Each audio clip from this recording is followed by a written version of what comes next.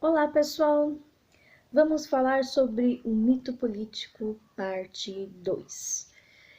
Quando eu fiz o primeiro vídeo, eu coloquei assim mais uma questão geral do momento, daí você fica perguntando, tá, não é um conversando sobre história, onde entra a história nesse pormenor?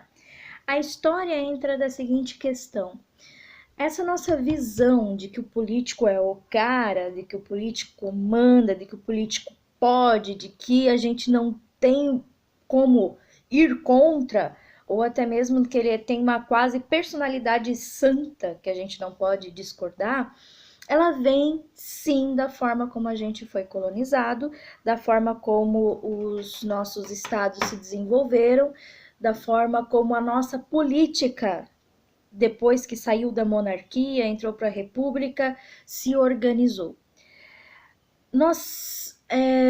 Não é aquela questão de que a política é aquela questão assim de operários contra burgueses, questão socialista e capitalista, não, gente, é questão de gerenciamento do poder. Só.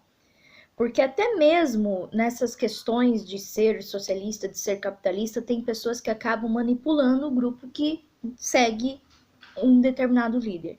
Então a gente nunca pode generalizar ou achar sempre que é um padrão perfeito. Porém, existe um comportamento constante na história do Brasil.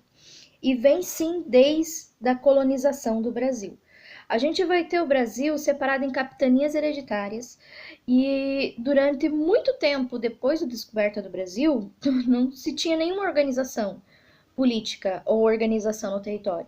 Quando veio a organização política para o território do Brasil, foi por necessidade de permanência de território, para que Portugal fizesse a extração do material que aqui existia e que era de interesse, tá?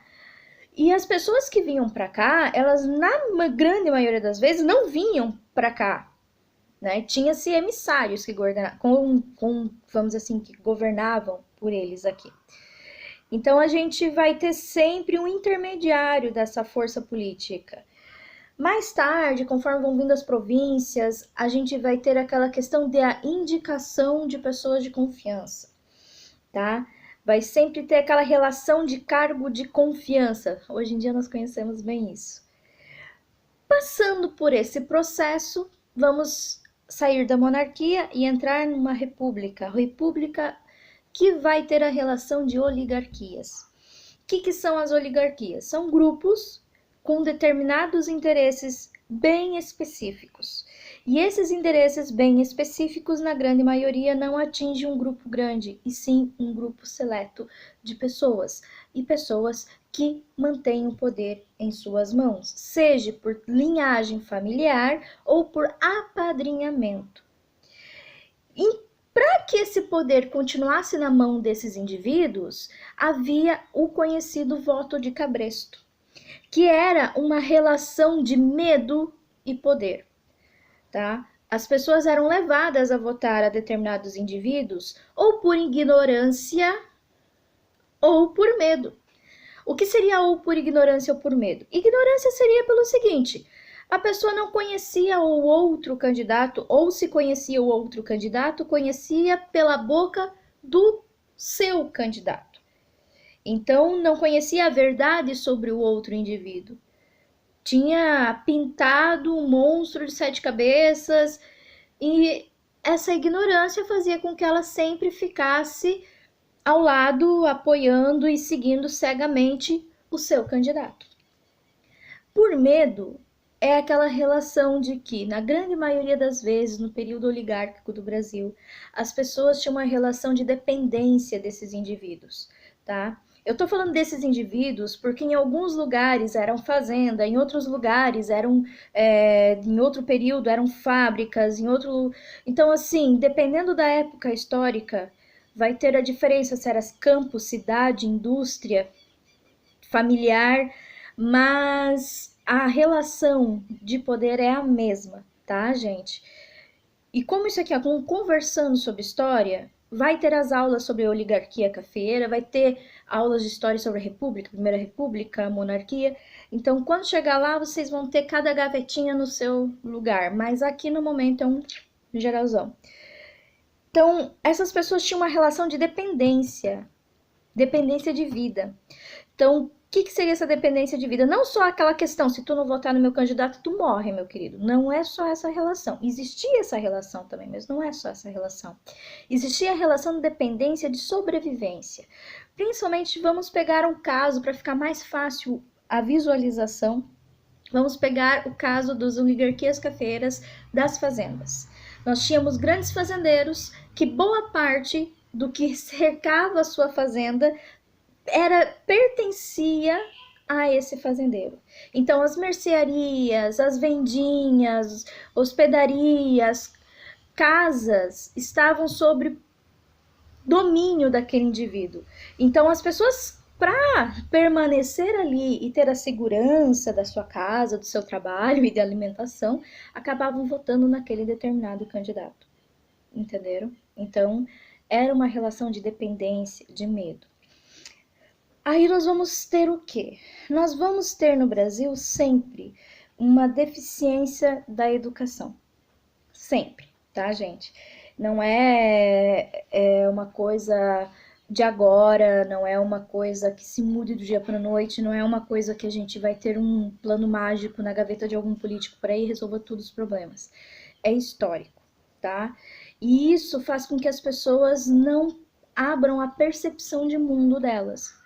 Então, os nossos formatos políticos foram mudando, porém, a nossa forma de ver a política não foi mudando. As pessoas, na sua grande maioria, elas ainda têm uma relação de voto de cabresto com seus candidatos ou com seus partidos, até hoje. Só que nós não temos mais aquela relação de dependência, ou em alguns lugares possam ter, porque esse Brasil é tão grande, né, de dependência pela sobrevivência, mas nós temos aquele voto de cabresto, eu vou pôr esse termo sim, através da ignorância, porque você só ouve eternamente informações políticas do seu próprio político e dos que concorrem contra ele, pelo mesmo grupo social sempre. Então a visão vai ser sempre a mesma. E isso faz com que a gente fique sim dentro de um cabresto, que a gente não observe que às vezes pode não ser exatamente daquela forma. E nós somos levados a pensar que aquele indivíduo é perfeito para aquilo, que ele foi feito para aquilo. Nós temos que lembrar que são indivíduos que estão atrás de um cargo político e que é de administração com dinheiro público. Então, antes de ser uma pessoa da minha confiança, ela tem que ser competente. Tá? E é lógico que quando ela vai vender o seu peixe, ela vai chegar para você, vota em mim, você me confia, me conhece desde criança. Ela vai puxar pelo emocional. Mas você, que conhece várias pessoas desde criança, você sabe se ela é competente ou não para administrar o seu dinheiro? A escola, o hospital, o posto de saúde? Eis a questão. Esse é o cabresto da ignorância. Às vezes a gente tem que, pelo emocional, a gente se cega. A gente, não, é porque é parente, é porque é uma família tradicional da cidade, é porque é um partido tradicional, é porque isso, é porque aquilo, e você não observa o geral, o em volta e o tudo. E isso foi sempre assim na história do Brasil.